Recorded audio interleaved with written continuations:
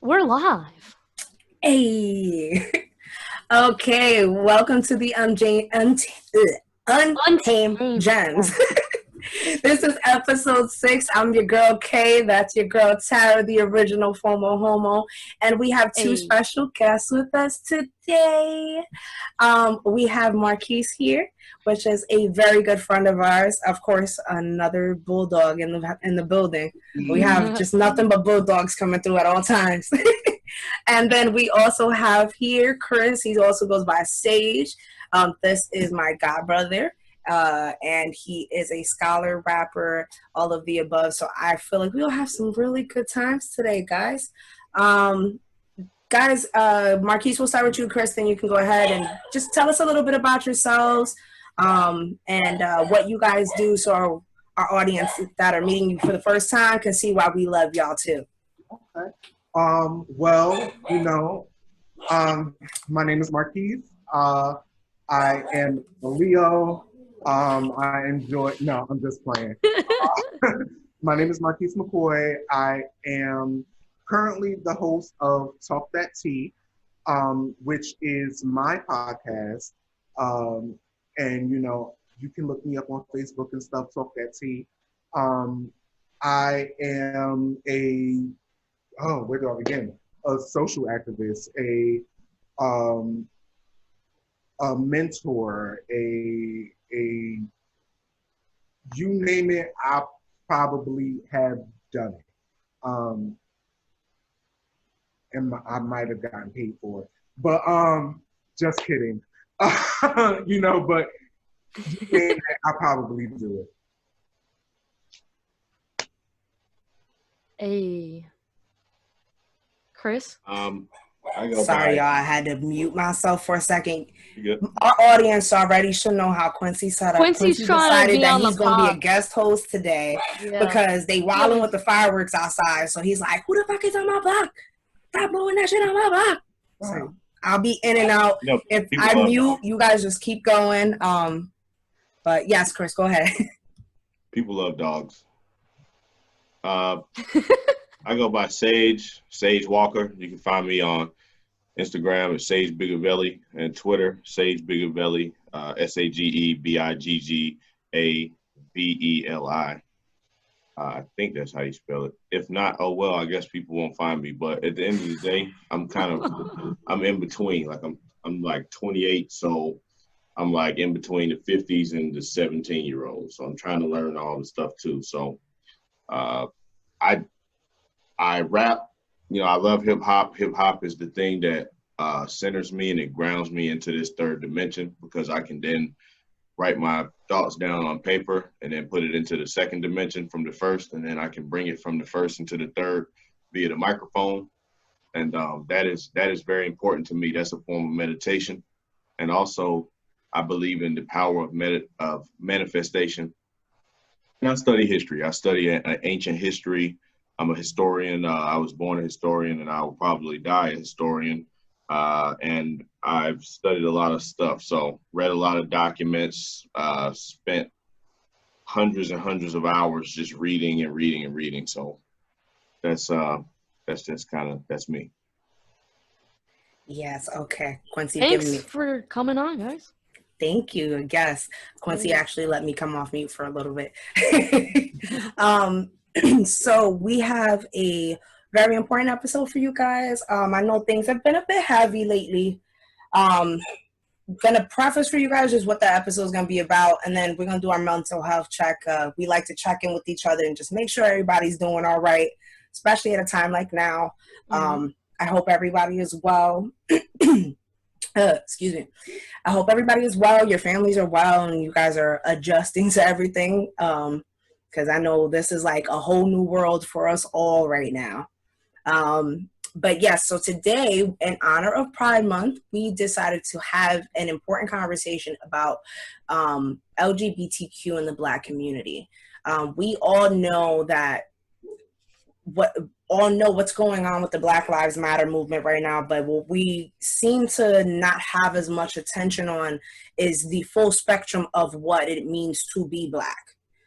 Just like, hey, I'm a Puerto Rican woman, and Tara is white, and you know, you have mad nationalities too, so there's that. She's Italian and a bunch of other things. It just says we're different in those respects. We're both still women, so there's a spectrum to everyone's experience, and LGBTQ is so important to us, and so I'm trying to think of the right word, but for lack of a better word, just important to us. We wanted to highlight and kind of discuss the importance of highlighting their experience as well. We have seen many Black trans women be killed, not just by police, but by their own community at a time like this when we're all supposed to be banding together. So that just shows how that divide is really breaking us down and breaking down the mission that we're trying to accomplish.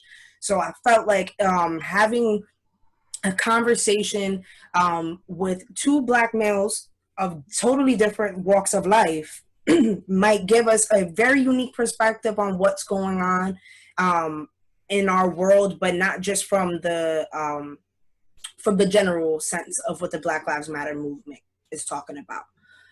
So before we really get into all of that, because I know I'm not prefacing it well, but guys, when you get them talking, you'll see why it's kind of hard to pinpoint where we're going today, because they both have such a wealth of knowledge that I know this conversation is just going to branch and branch, but it's going to be dope. So just checking in with you guys on how you're feeling right now, like you, the person, how are you right now? Tara, we'll start with you and then we'll move through the guys. I'm chilling right now, honestly. I'm back at work, so I feel like I'm getting my wheels turning again. Creatively, I think, because when I'm at home, like I was getting like, you know, I needed to get back to work and just get my wheels moving again. And I'm just glad we're here and we're get this opportunity to you know, have this conversation. Dope. Marquise? I can honestly say that I'm so much better. I'm actually a COVID-19 survivor. Hey. So, you know, I'm grateful for life. I'm grateful to be able to be here, to participate in this conversation, and just to be around in general. I know so many people that have passed on, and it's been a little bit of a struggle. But as for me, if you don't have anybody to believe in, then it weighs on you harder than what it should. So even though I've gone through, I'm better because I went through it. Hey. I feel like I'm in a good space. I don't really know where I am, but I think I'm in the wilderness. And as a man is traveling through the wilderness, he's just traveling, and he's moving along, and he sees maybe he'll bump into a rock or something that he didn't see on his toe, and he'll stub his toe, and then he gets aggravated at that. You know what I'm saying? But you must continue walking on to find whatever source or wherever you're going. And I feel like that's the space where I'm in right now. I feel like I've been able to travel through the third dimension in a positive way as of late.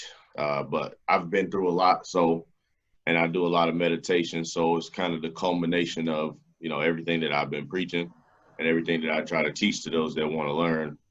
And it's really happening in my life. So I don't know, but I feel that I'm in the wilderness and I'm searching for something that I have no idea what I'm searching for. I don't know, but that's where I'm at. Okay. Right now, I'm in a very complex space emotionally. I'm definitely doing better than I've been.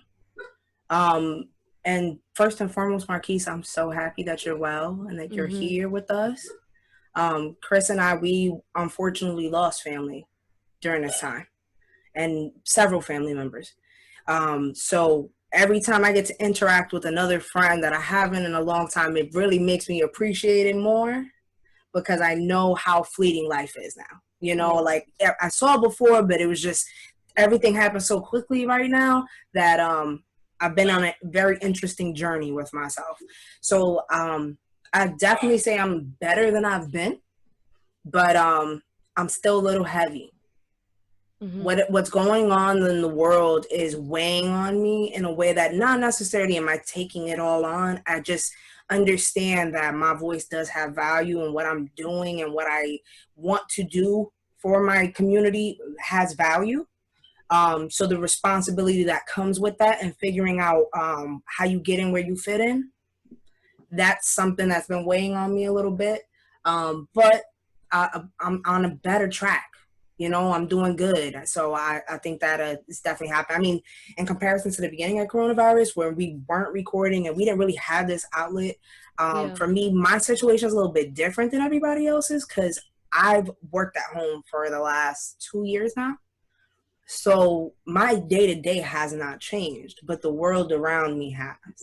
So it was nice before to just like, all right, when I step outside, everybody's in movement and I just jump into that wave. Now when I go outside, everybody's kind of in pain and fearful, you know, especially because, like, you know, right now in the Jersey area, everything's kind of died down.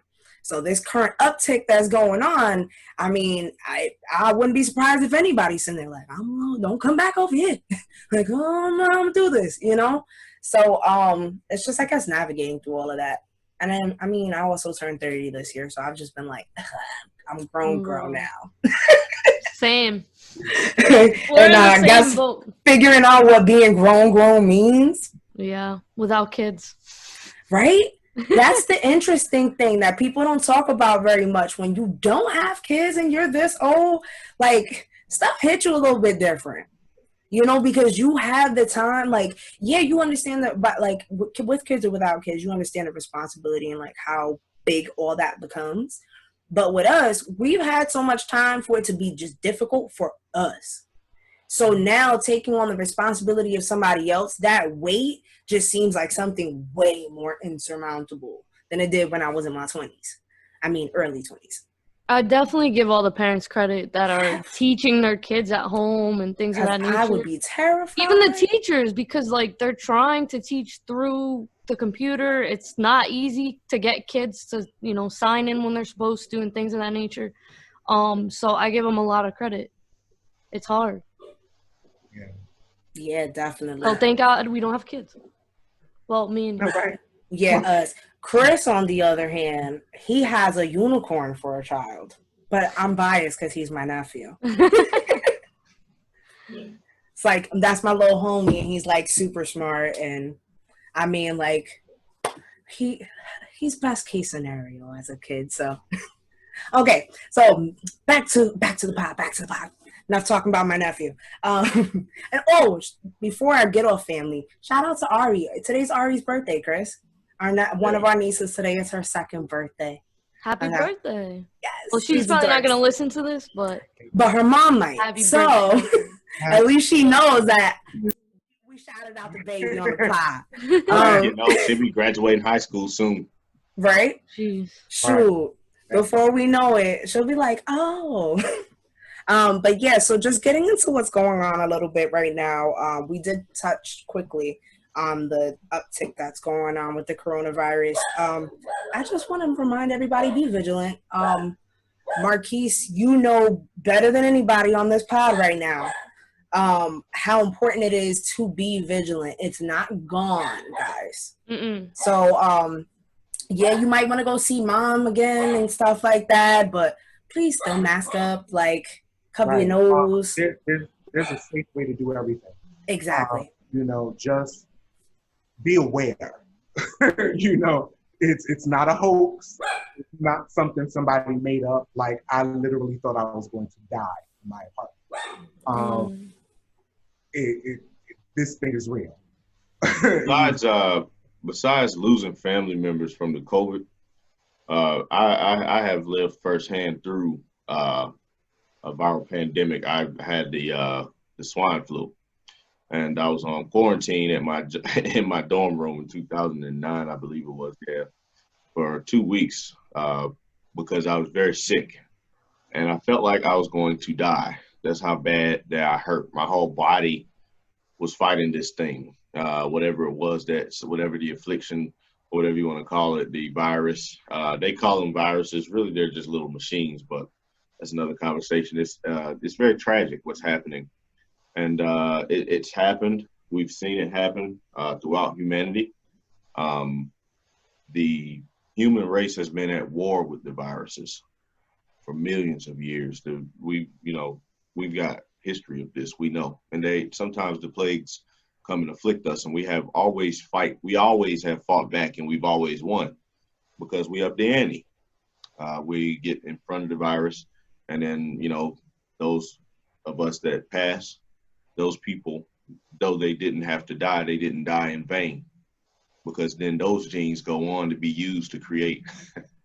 See, this is what people have to understand. This is a process. We have to go through it. Humanity is as they say, or as I was talking about before, in the wilderness. We have to go through this. We're in it now. The virus jumped from one species to another, or maybe it leaked from a lab. That's what some say. That's what others say. It doesn't matter what it is. Now we have to deal with it. That's what really people need to understand. And they don't get going to the gym and going to the mall and going to the beach and all of this.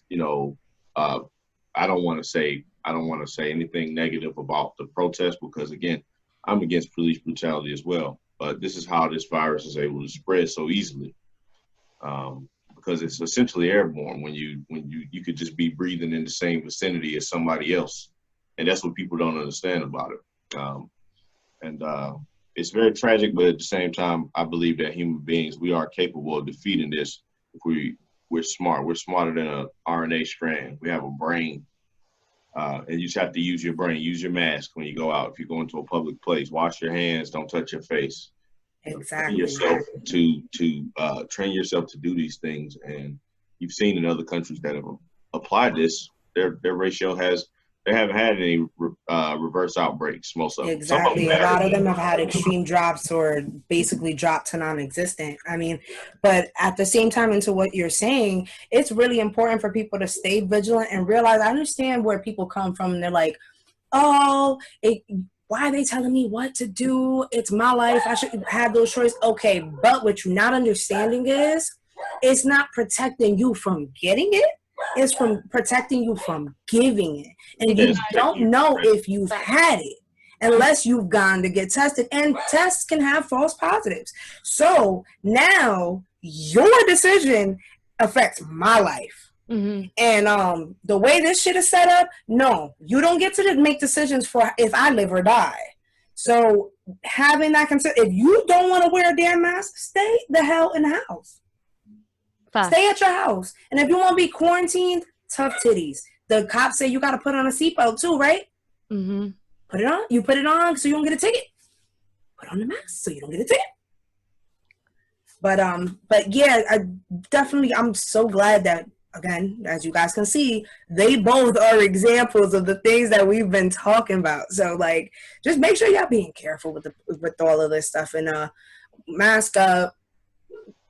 Wash your ass. Yeah, don't be ignorant. Keep your hands clean. Don't be just touching people for no reason. It's hot out here. It's hot. Put on deodorant. Like, did you see the video of those chicks like at some hearing, and they were trying to say how they don't want to wear masks, and like it was that was a great. hot mess. It was a hot mess. She told the councilman that they were following the devil's laws. Yes. I listened to that today. And the other lady talking about if her coochie want to be free, she got the right to let her coochie be free. She's like, I don't wear underwear for the same reason. And I'm just like, what does that have to do with anything? She's like, things have to breathe.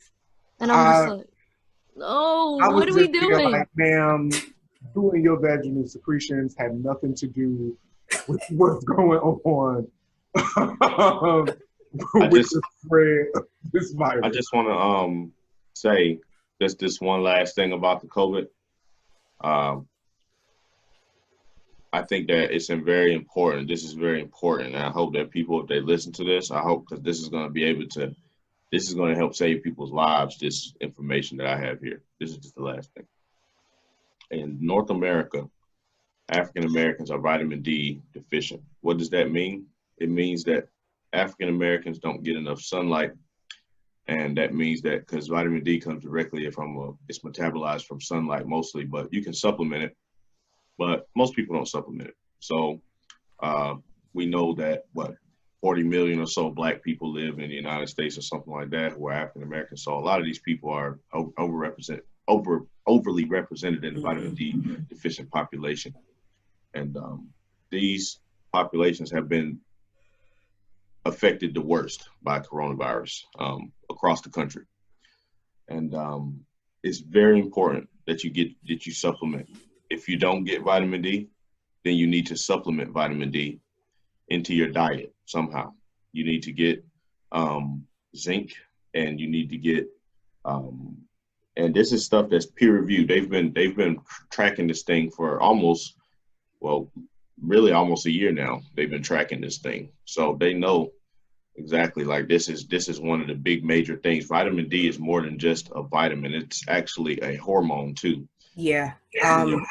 Actually, to add to what you're saying, you have an excellent point. I've been vitamin D deficient and had to go on the 20,000 milligram supplements every week for weeks on end to get my levels back up right. And I felt nauseous as all hell. I was constantly dizzy. I couldn't sleep at night. It was to the point that I was missing work. That's how sick I felt. And we couldn't figure out what it was until they did a blood test. Then they realized I was vitamin D deficient, which made so much sense because I worked in a building with no windows, and I worked second shift. So I go in, I'm not really outside during the day, and when I come out, the sun's going down. So I don't get sunlight like that. That's why I've been trying to go outside more. Exactly. So, the doctor said, even, hey, on your lunch break, go sit outside, go sit in the sun. Mm-hmm. Get some fresh air, sit in the sun, and take your supplements. So now I think it's 1,000 milligrams of vitamin D a day, but I'll take it right before I go to sleep because it makes you sleepy. Just vitamin D, like when you go to the beach all day and you come home and you're exhausted, that's vitamin D working in your system. So Lord Quincy, anyway, so right, he's like, yeah, mommy be taking that. So anyway. But yeah, so I've been taking that, and I also take vitamin C just to keep those levels high as well, because that's good for helping with absorption and all that too. So you absolutely are right. Like, the best thing you could do right now is vitamins, but that's something we've all been saying this whole time too. Like, when everybody was buying toilet paper, the vitamin section was fully stocked. Like, guys, this wasn't a blizzard. Elderberry gummies. Yes, elderberry is also amazing. Zinc is really good for you. I make myself ginger tea almost every day. Like natural things. By the way, I tried ginger tea. That's like 10 minutes of my life I'll never get back. Oh my God. Well, there's a certain way that I make it. I found a good recipe to it. Okay, because whatever I did was not it. You have to cut up the. I'll tell you after. Because I was cutting it up. I boiled it, and I thought I was gonna put a little honey in it, and I was like. I was like, oh no, what the hell is that? I drank it. I put honey, lemon, cinnamon, turmeric. See, I ain't do all that. That's why I messed up. I ain't do all that. You gotta mix it up, Yeah. Emerald Lagasse. If you're not used to just plain ginger root, then it's gonna shock you. It's intense. I was like, it's intense. I was like, wait, this don't taste like the pickled ginger when I get my sushi. No. I was like, this is not the same. Nah. Yeah, it's definitely a shock to your system, but you feel it when you do drink it. You feel it cleaning out your system. Yeah, cleaning your stomach out and just doing what it gotta do. Word. So quickly, I want to talk. Did any of you guys happen to catch the Trump rally that just passed this past Saturday? I tried not to. Oh my I avoided God. Let me tell you guys something. Do yourselves a favor, and the next time he got a rally, cook yourself up some popcorn, get yourself whatever you prefer to drink, and enjoy the sketch comedy show of him digging a hole of his life. Like, this man, I laughed the entire time. I couldn't stop laughing because it's so, granted, it's for life. So like, Yeah, it's that's the terrible. sad part. But if you Yeah. turn that part of your brain off for like 10 minutes, you'll have a great time. You'll have a great time just making fun of him. I laughed hysterically. I mean, for those that didn't watch, he spent 20 minutes talking about why he couldn't walk down the ramp. Probably talked about it for longer than it took him to walk down the ramp. He showed everybody that he can actually drink water with one hand, and he doesn't have, and he still ended up using both hands. Bro, why is this important? I just can't with him. I don't. Because this is crazy, because this is why it's important. It's because Donald Trump is literally, this is a step beyond Nazism. So when you have fascism, what fascism is the rule of the state, or rule of the working class, or whatever you want to call it.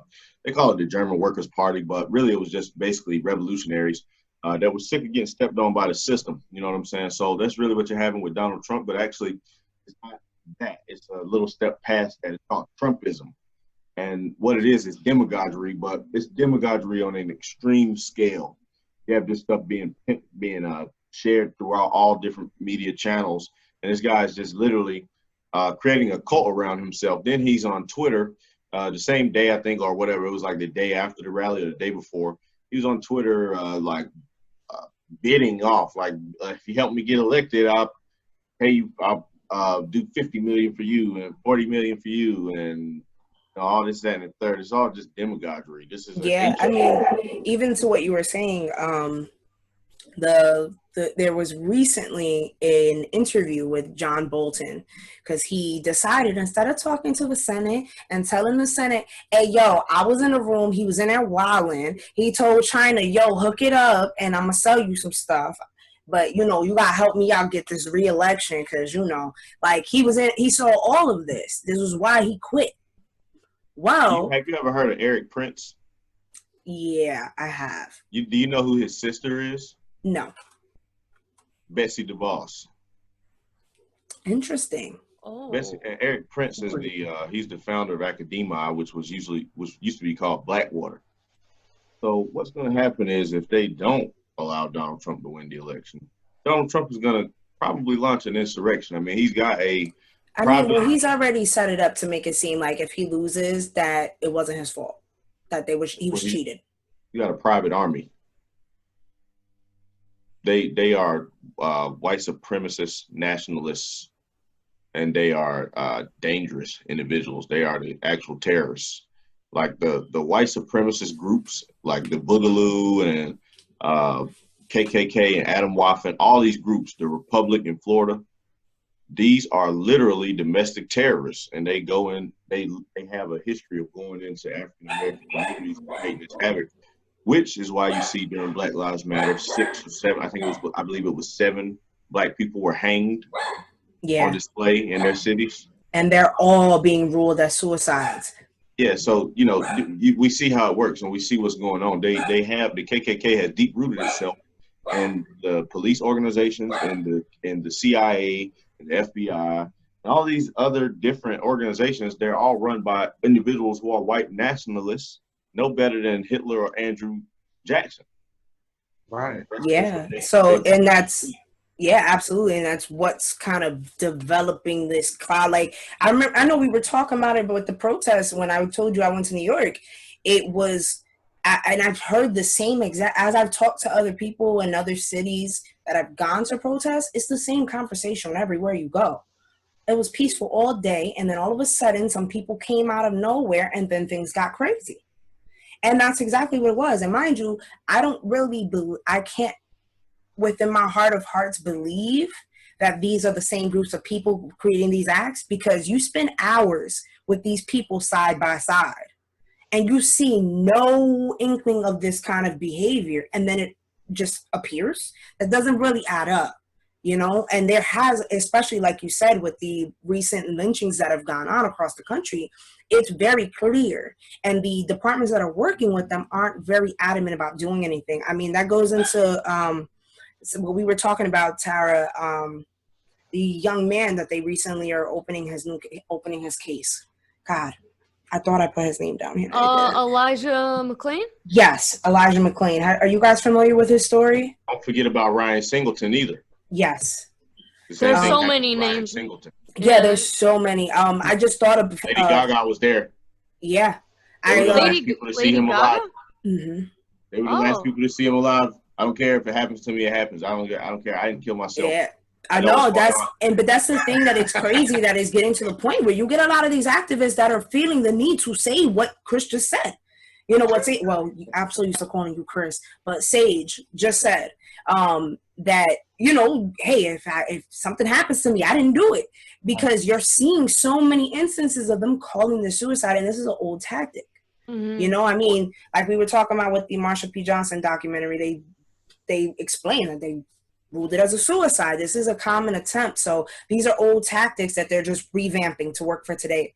So it's as much as I can't stand talking about him, I mean, I have a great time watching him make a fool of himself. Don't get it wrong, because I'm petty wop still. So I have a great time making fun of this man, doing all kind of stuff. Let me tell you, he had a whole meltdown on that stage.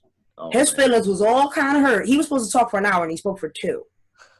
That's the reason why he looked so defeated getting off that airplane? Yes. Because and the thing is on top of that, literally, CNN did a great job for once in their lives. They took full coverage of the beginning of the rally. So you see how there's nobody there. They had 2 stages set. There was nobody outside. They were breaking down the set outside before they even came in, like started the event inside. So then as soon as the event started, CNN didn't cover them anymore. But you got to see a play-by-play of how nobody is there for like 2-3 hours prior to him even speaking. Now he goes up there. He's talking to a bunch of nobodies, going crazy in there. And then on top of that, adding on to the racist rhetoric. And I guess he kind of got ahead of himself, because he must have realized by the time he got back on that plane, like, wow, I kind of called white supremacists to arms, and I kind of said that they would go out there and kill people if things hit the fan, and like I didn't mention none of this and none of that, and now the media is gonna have another field day. On top of that, nobody showed up, so I can't even make it seem like the media's lying and somebody actually cared. So I mean, remembering those dynamics with him, I feel like it's important to know. Because I know I just took the long way around to explain myself. But I feel like it's important to note for the fact that we gotta keep it clear who he is. Because the next time people get $1,200, if they get $1,200 again, they're gonna forget real fast. Just like they did this past time. You know? Yeah, but the thing is, his supporters, they always twist the story. It's always, you know, they're always is another way of looking at something, and I'm just like, no. Like, he's clearly like has a low IQ. Like, why are you not seeing whatever what we're all seeing? And did you keep the ad that Craigslist ad that they were trying to get people to go to his rally? No, I didn't see that. Yeah, it was like, we'll pay you, or if you come to this. They use different language. But I'll send you the yeah, definitely. And what were you gonna say, Chris? You were saying that I was just why saying, they do that? Donald Trump had only 6,200 people at his rally because of TikTok kids. Yep.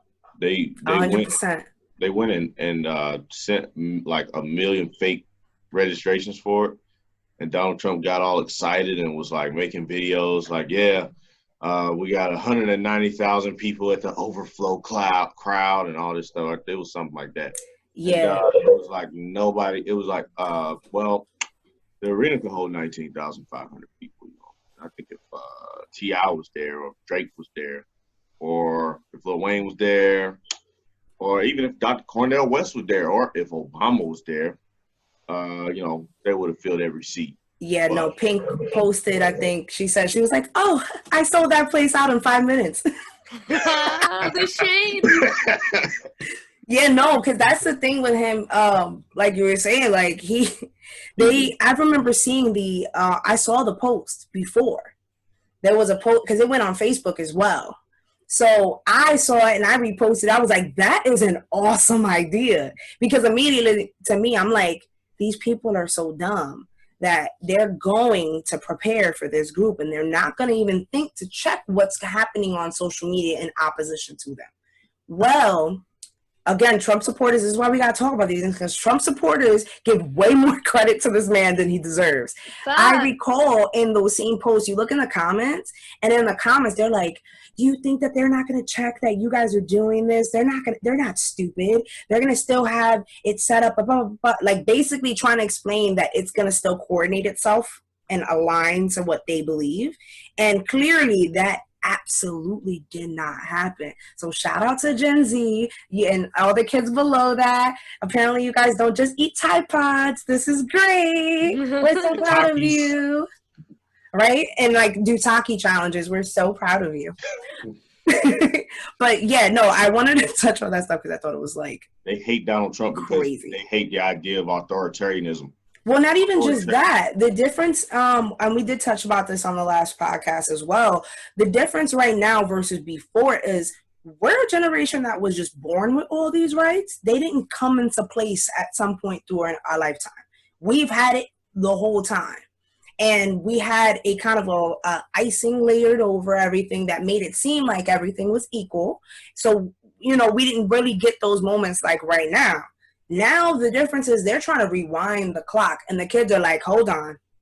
You realize that we have to allow you to do this, right? And we're not going to do that. So it's really, it's making for all the difference in the world. So I'm all for it. Like majority of the protests that have been set up have been by Gen Z. So y'all keep rocking out, man. You guys keep rocking out. It's the roaring 20s, yo. I'm telling you. It's the beginning of 2020. We're gonna see. COVID has been this whole area of time has been a massive boon to me.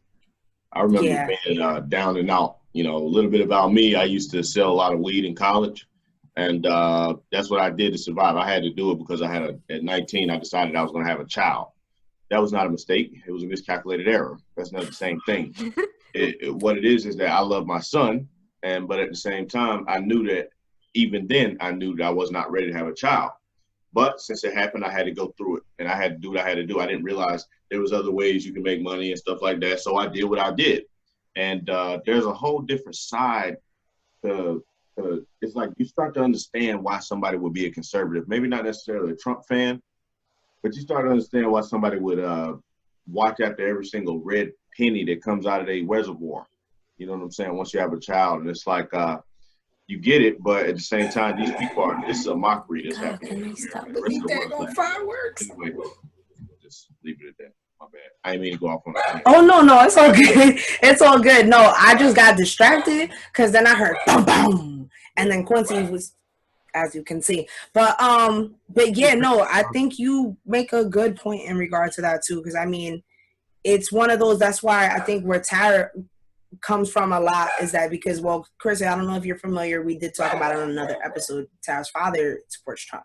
So there's always that interesting dynamic that they have where she's kind of understanding where he's coming from, but it's like, hey, how can you not see like the big neon sign saying it's not what you think it is? I was on the Trump wave in I think it was like 2014 and 15. I thought, I was like, yeah, outsider, somebody who's not in politics, like that's what I was waiting for. But then I realized I'm a historian. I'm a person that digs deep. So I started digging into Donald Trump's life. Like, this guy's a swindler. He's no better than Jeffrey Epstein or any of the rest of these guys who are just basically scammers. They don't even really have any kind of formal training at all. They're just rich playboys, and they go around planet Earth setting up fake business deals, taking away people's livelihood and lives in order to increase their own wealth. And it's just disgusting. And then once I got into that, I was like, wait a minute, we can't let this guy become president. I mean, if he wants to do that, to each his own. But he can't become the leader of the country. Mm-mm. And Donald Trump he did it. I don't know. It's just, to me, Yeah, so I mean but that's exactly the thing. As much as it drives me crazy to even acknowledge that he is the leader of the free world, what they call the free world, it's vital that we keep the focus because November is a blink away. Absolutely. You know, and It's coming right now fast. primaries are about a week or two away in New Jersey. I already said mine. I already did wish the I ballot. could. I'm registered independent, so I can't vote. But if you're registered as a Democrat or Republican, this is your time. So That's the only reason I'll do it. That's yeah, the only reason I do it, so I could vote in the primaries. Because Bernie's still on the ballot, and yeah, he would be my candidate. Because I support I'm not those really I'm not really getting behind Biden. I mean, like, I just can't. yeah. No, I definitely understand how the difficulty comes in there, but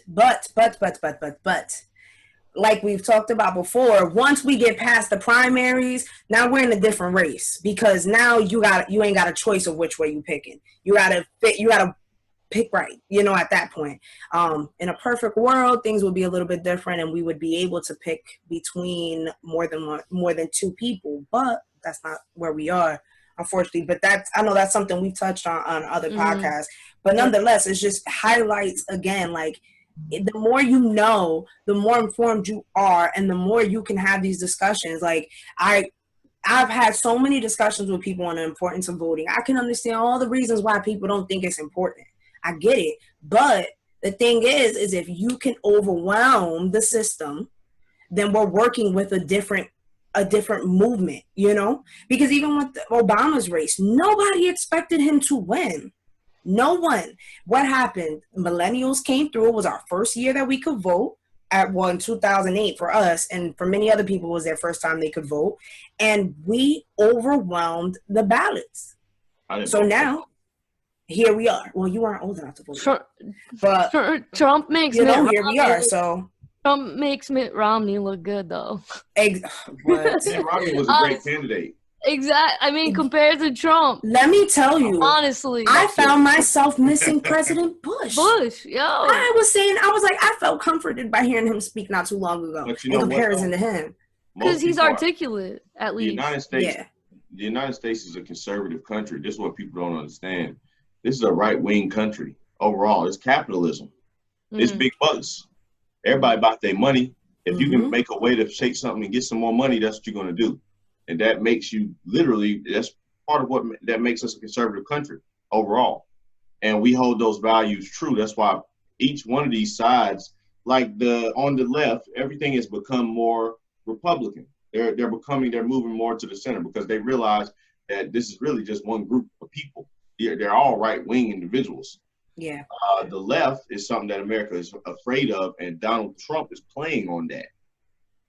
That's where our jobs as millennials come in, because the difference, I feel like, what we have an opportunity to do for Gen Z, the generation before us didn't do for us. They didn't instill in us like, they would tell us about our history, but they didn't explain how easily it could be taken away if we're not paying attention.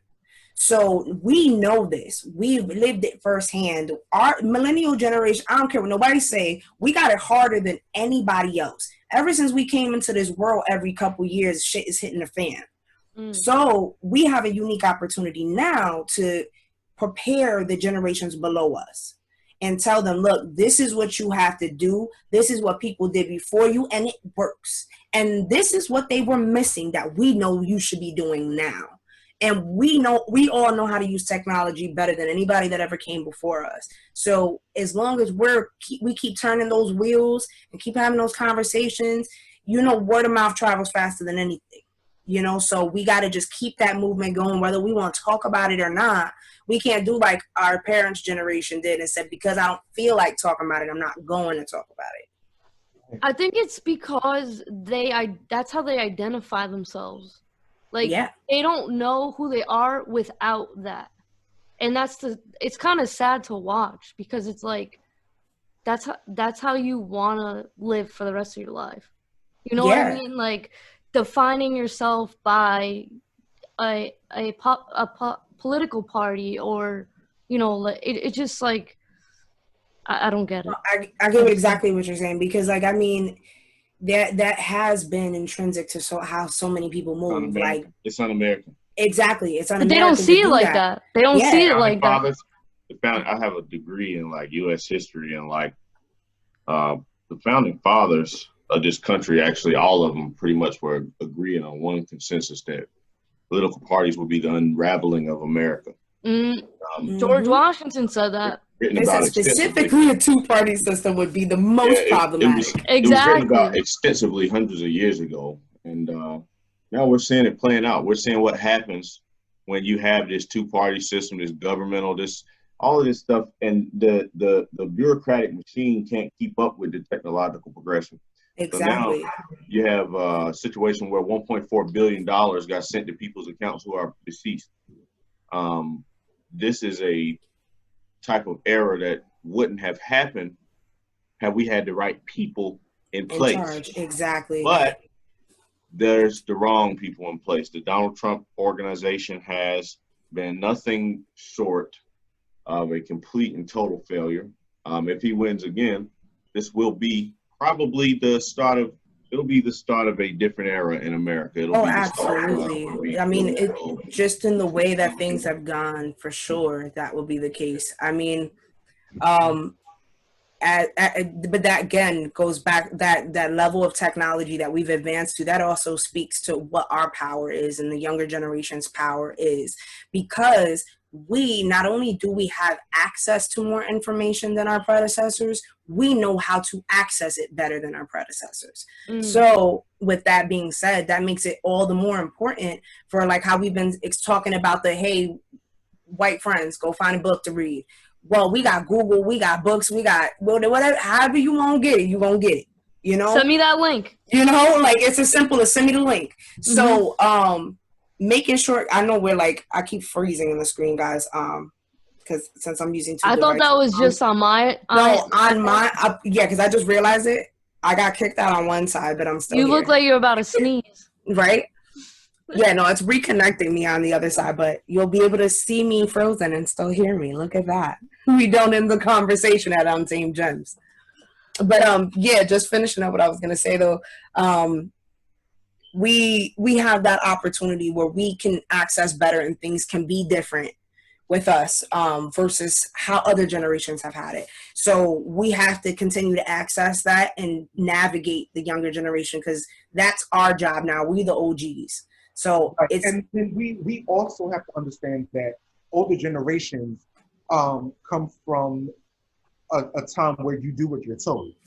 And our generation has been conditioned to question the system. Okay, you tell me to cross the street. Well, why do I need to cross the street? What if there are 3 cars coming from that side and 2 cars coming from that side, and then that car is getting ready to cross into this other lane? Because baby, let me tell you something. I'm not getting ready to cross the street knowing that it's a bunch of cars coming through. But my mother and my grandmother and my great-grandmother's generation were told cross the street, and they said, yes, sir, no, sir, yes, ma'am, no, ma'am, and they walked their happy ass across the street. Exactly. That was probably for survival, though. If anything. No, that's exactly what it was. It definitely was, but then also not being aware of the dangers that may lie ahead, and and even if they were aware of the dangers that lie ahead, it was like, well, we don't really want to fight against the system. We do know that, yes, there are special occurrences where older generations, clearly, because we're the beneficiaries of that. But we see that there was more, let's go along with the system, let's go along with what's going on, and not so much bucking against it, because we want to stay alive. Exactly. There were direct consequences. If we buck against this thing too much, then we may lose our lives and our livelihoods. And on top of that, and I'm sorry to cut you there, on top of that, the legal standpoint was not on your side either. At least with us, we know the law is on our side. Y'all just not following the rules. Right. Before, that was the rule. So, and they it would behoove them to teach their generations, yo, just do what they tell you to do so you can get to tomorrow. Tomorrow's not promised. You know? And a lot of people have a conflict with the older generations, especially with the Black Lives Matter movement, because some of them feel that BLM is too radical. But what they're not understanding is that this is the generation that they raised to be radical. Like, exactly. This is the generation that they raised to knock if you buck. Like, exactly. Yeah, and you know, we're the rebels, yo. Like, they raised us like this. And I mean, not only that, but you know, these, especially when it comes to the Black community. I try not to say the African American community, because I believe when you say African American, it's because you came and you know your ancestry from Africa. I say Black because I do not know where I'm from. And I'm mixed with so many different things and from so many different cultures that I'm a melting pot. When you get a whole bunch of colors and you put them together, you get Black. So I just want to say the reason why I won't say African American, I'll say Black American. But going back to what I was saying, when you think about how through history we've kind of gone through this, it's always been the older generation that's kind of like, all right, y'all need to calm down. Y'all doing too much. Calm down, because you're doing too much. And the younger generation is like, no, you're doing too, like, you're doing too little. And we have to get to a point of where we use the older generation's wisdom, but the younger generation's fight. Because we're not fighting, even though we're fighting the same fight, we're not fighting the same fight. Exactly. And that's where I feel like we're going to get to learn that lesson as millennials if we embrace it, because it's naturally happening between us and Gen Z. You know, because we are the most similar to each other in terms of generation. We understand the most, because technology evolved the way it has during our lifetimes. So we can kind of see where they feel things that other generations are like, I don't get these kids, it's social media kids, because we're part of that generation as well. We're just at the very beginning of it. But, so we have an opportunity, like you said, that if we embrace it, we can learn from the generation before them, because we are the middle children. We know what that was. We learned their stories, but we just got to learn how they did things and make sure that the kids that are coming through with they have all the movement to do it. They have the like you said, the wisdom to understand how to utilize it appropriately. Absolutely. And what were you going to say, Sarah? I'm sorry I cut you off. The only difference between us and Gen Z is we didn't have what they had. We went outside and played. We socialized. I think quarantine forced a lot of people to go outside and do things with their family and, you know, things of that nature. So I think, yeah, they're definitely trying to change the world with us now, because they're like, oh, this is our future. Right. Mm-hmm. And then also, we millennials have the best of both worlds. Exactly. We were able to play outside and have video games. We were able to be on the internet 1 minute and then go outside and jump double dutch and play manhunt the next minute. Like, you know, we're exactly what you said. We're the middle child. So we have the best representation of being able to talk to generations before us and be able to counsel generations after us. Because nobody understands the world the way millennials do. And I think that's the main reason why I kind of urge more millennials to get into education, to get into politics, to get into all of these things that naturally change the shape of the world. Because at the end of the day, we're the level. Exactly. 100%. 100%. And I think too I'm sorry to just remember your thought, because I want to piggyback off what you're saying quickly. I think also what as well, like you're saying, with quarantine, the world has gotten a unique perspective on what we've been living this whole time. We've been the ones with the educational jobs. We've been the ones that have all the skills, but literally all of the resources have been drained and we have no access to it. And because we had no access to it, it had enough time to build up that Gen Z kind of catch the wave a little bit. And we couldn't. So now I feel like where we had the issue was because our development in the sense of like what it means to be an adult, the house, the kids, the family, all that, we were delayed on that. The generation before us, they don't look at us as real adults. They look at us as children.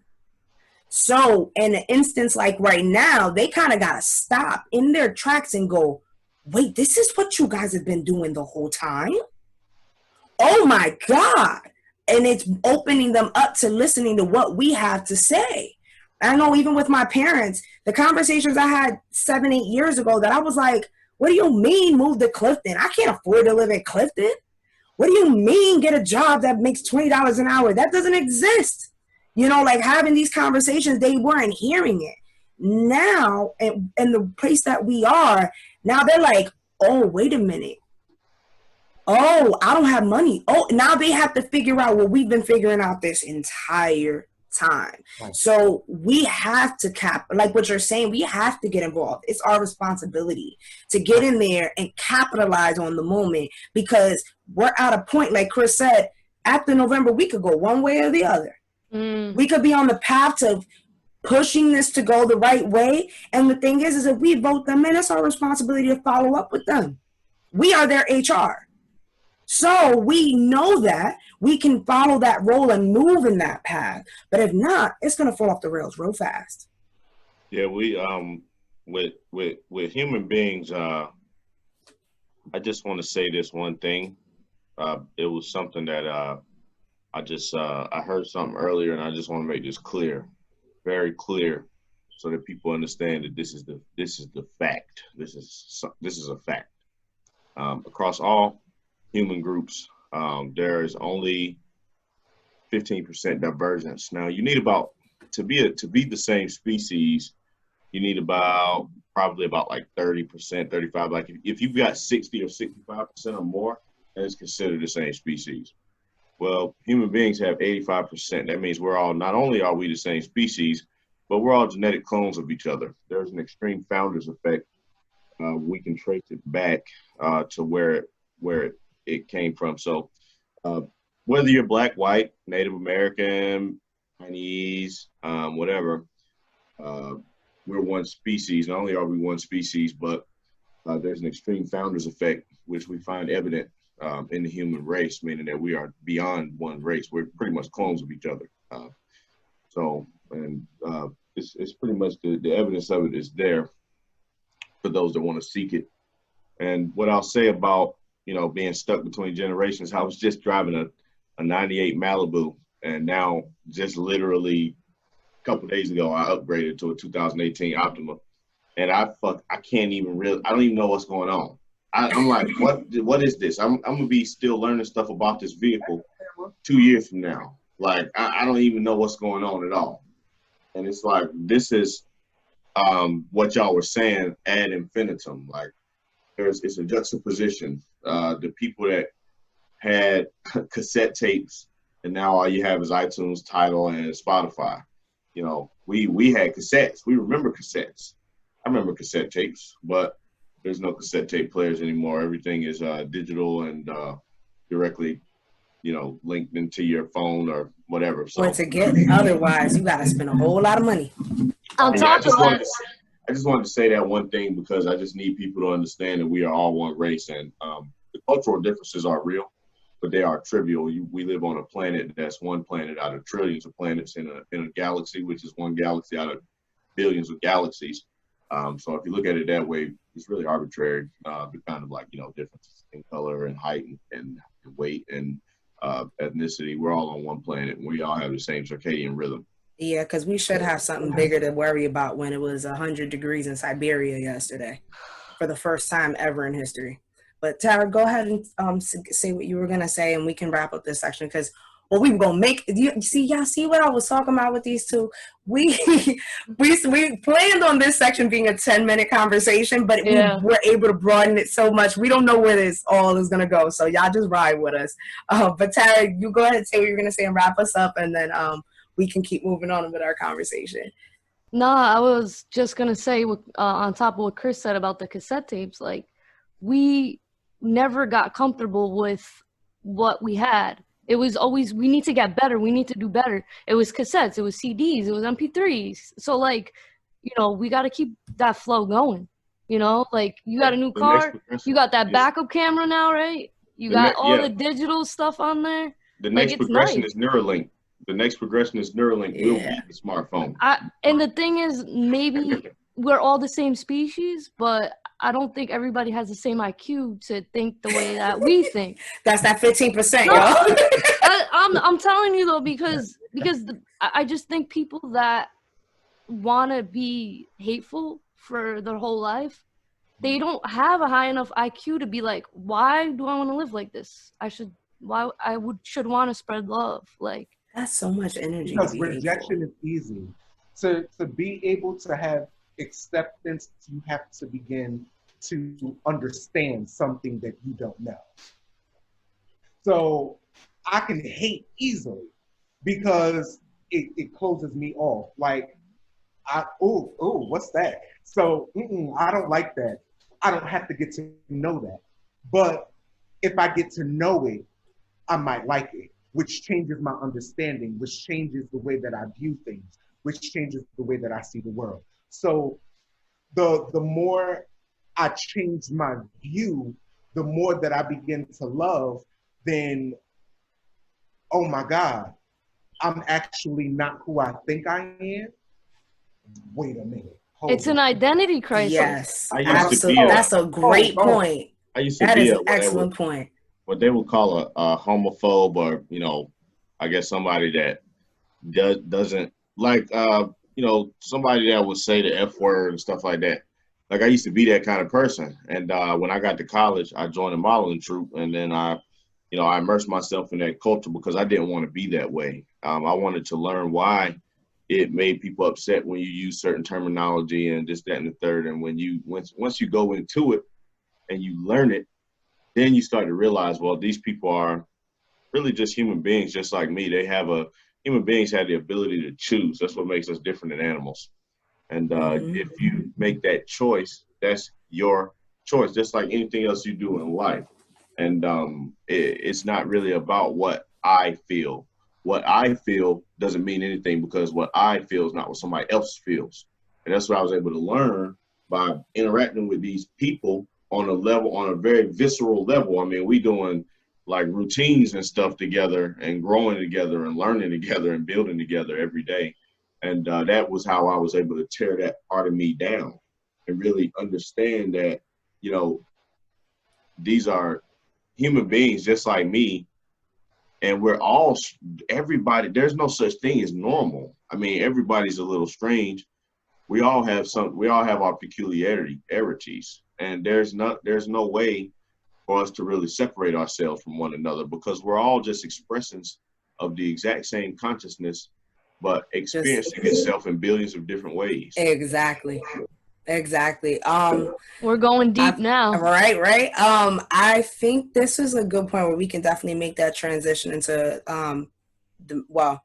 the purpose of our conversation for today. But Marquise, I would really love to start with you because I feel like having know you personally and knowing a little bit of your story, I don't know how much you are comfortable sharing. But Chris got talked out. He should be back soon. If anything, I'll just keep contact with him.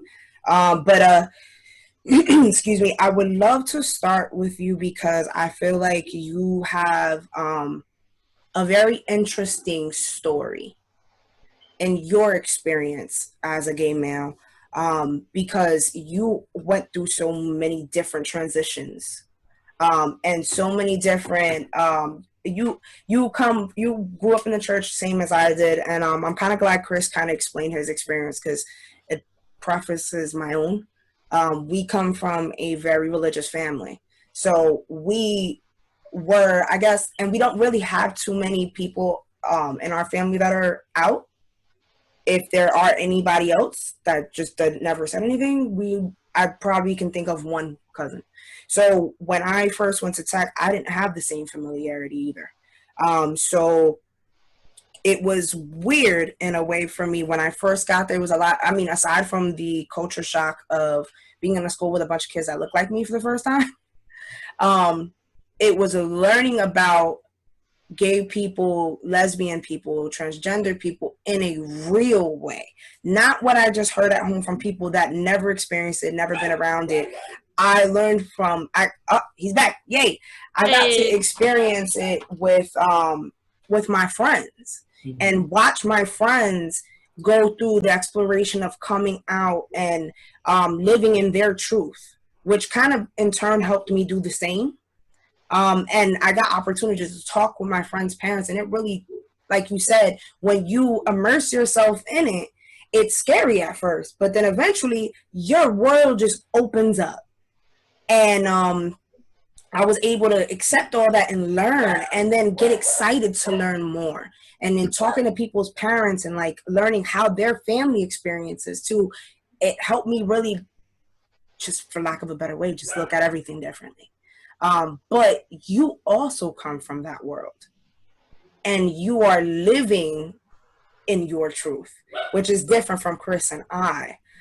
So if you would like to share, if that's comfortable with you, or Oh, however absolutely. you'd like to start, I would love it because I feel like it drives home something very important that we are already talking about in our community. Absolutely. So I actually just spoke about this. Well, what was my coming out story? Um, 2 weeks ago for my Pride episode, and it was basically on the lines of um, growing up uh, in the church, fully submerged. I mean, I've been a life member of the NAACP since I was like 8. You get me? You know, being community oriented and things of that nature. I've dated girls. I've, full disclosure, I've had sex with girls. I've done all of these things because I was brought up that gay ain't the way. I was brought up, you know, that you going to hell with gasoline drawers on and a cup of lighter fluid, you know, and that it was gloom and doom. I was certain scriptures were thrown in my face that, you know, this, that, and the third, or you see somebody who's openly gay that may come to the church, even though my church has never been one to openly shun out the LGBT community. But, you know, you'll hear certain things. Even as a child, I was told by another church member, oh, don't you be like that. And as a child, I'm like, what? Don't be a person. Like, you know, don't be, because even as a child, I just thought differently. Um, and I'm like, I don't see them doing anything wrong. I see them expressing themselves. I see them, you know, just being them. So do I not express myself? Do I not say what's on my mind? What do you mean by don't be like that person? And as I grew older, and the shame that was put on me, and just being made fun of. I was picked on from the 3rd grade because people saw it in me before I wanted to acknowledge it. And it was something that I always knew that was there, but because of what people said around me, because of how I saw gay men, and especially gay men of color, were treated. And I said this earlier, there's a difference between being a person that is LGBT and a person of color that is LGBT. These are the reasons why certain things like the ballroom scene and all of that, if you've watched a documentary called Burning, and then fast forward into, thankfully, I'm so happy, we're finally been approved for season 3 of Pose. I'm so excited. I love Pose. Okay, which is basically Paris's Burning in detail. So it's like you find out all of these different things about who you are, but you have to hide them from everybody. I knew by the time I was 7. I was 6 or 7. Yeah, around 6 or 7. And I was at a pool, and I saw this boy get out of the pool. I mean, body, okay? Slow motion. And baby, you know, good old school hair flip, you know, with the water and all of that. And I was like, oh, but wait, I can't feel like this. And so I had to look at the girl with the big boobs, and I'm like, okay, that's what I'm supposed to like. And redirect, you know, system crashing, like, and it was an internal struggle. I've with a lot of the people that I mentor, I tell them, it's okay to find out what type of gay man you are. Because you spent so much time, for the most part, most gay men spend so much time trying to figure out what type of straight man they want to be. Whether they want to be the flamboyant straight man, to where, oh no, I like women, but you know, baby ain't nothing but a hair flipper, and you know, you kind of like, hold on. Or am I going to be the overly aggressive, this, that, and I have a point to prove straight man? Or am I going to be like, what kind of straight man do I have to be? But now when I finally get to this point of liberation, what type of gay man am I going to be? Am I going to be extremely flamboyant? Am I going to be overly masculine? Am I gonna find my zhuzh in the middle? What do I like makeup? What is it that I like as a gay man, and how can I express that? Do I even identify as a gay man? And so, going through, I've realized that my struggle first with the church was being able to find myself in the Word of God. Mm. And I can remember, if you guys remember GSA. No, I was in it. Yeah, I remember. Co-founder. Um, Miguel and I were the co-founders of our GSA.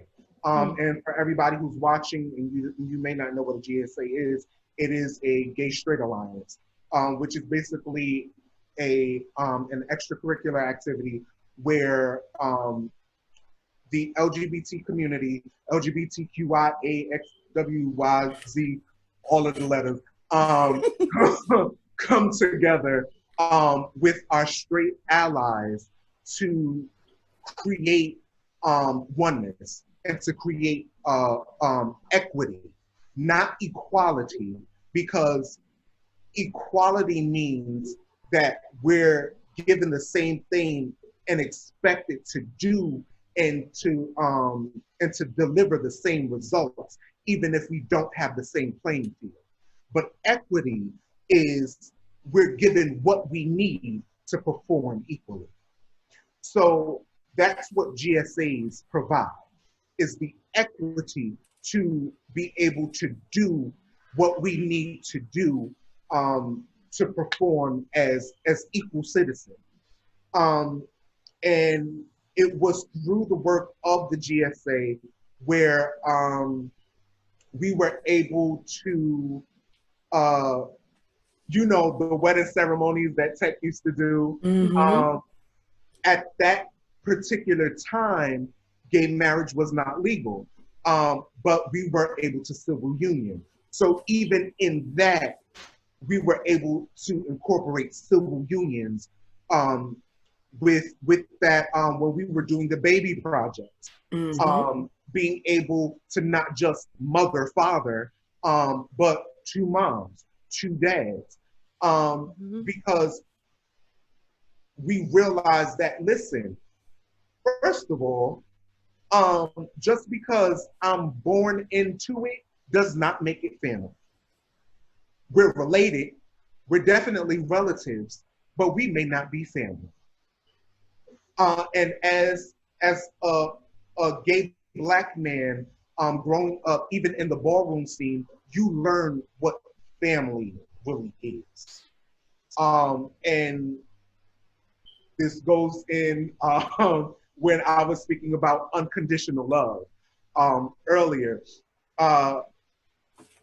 You learn that flaws and all, family loves you. Relatives may not deal with you, but family loves you. And they accept you for who you are and what you bring to the table. And even if you don't bring anything to the table and you're just a willing participant at the table, family still accepts you. Absolutely. So, once I was able to find myself in these particular areas, liberation for me and being able to be free, it was instantaneous, because it was like a month after I came out, I went from, it was, 2005, 2006. So, baggy tees and baggy jeans was still around. Yeah. But baby, I went from wearing a garbage bag to you could see my pulse through my clothes. And y'all remember that? Baby, my clothes were so tight. They were so tight that, it was like, I didn't care, you could see certain things that nobody should be concentrating on at high school, with kids running around with hormones and, sex is on the mind constantly. There's no reason why my jeans should have been that tight, all of those things. So, I went from being extremely flamboyant of bitch and Miss Thing, Miss Honey and girl and sis and to being comfortable with being a man, and not having to walk into a room and be like, yes, honey, I'm gay. Ooh, let's vogue. Let's get, and not, no, absolutely not. I'm going to come in here. I'm going to speak and present myself as the person that I am. Whether you know that I'm gay or not is really none of my concern, and it's actually none of your business. Because actually, you know, what happens once I walk into my home in my bedroom ain't got nothing to do with what you do in your bedroom. So the whole everything of being gay really equates to what you believe happens in my bedroom. But wait, why are you in my bedroom to begin with? Hello. Talk about it. Facts.